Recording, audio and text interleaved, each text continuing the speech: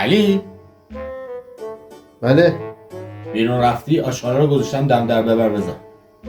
چشم. یادت نرا دیشبم بهت گفتم بذار دم در، یادت رفت الان آشغالا بو گرفت.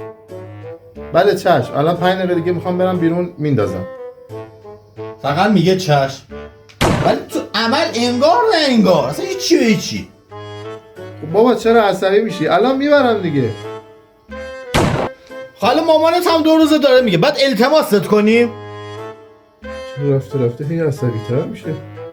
از صبح تا شب نشستید خونه یه کار نمیشه سپرد. باشم برم. اگه ما رو آدم حساب نمیکنی تا واسه حیوان باید رفتار کنم. بابا چرا اینجوری میکنی؟ مگه آدم کشتم؟ آشغال دیگه میبرم میذارم دم در. باشو باشه چشم بابا میرم. ازت گیر کردی. مگه من با تو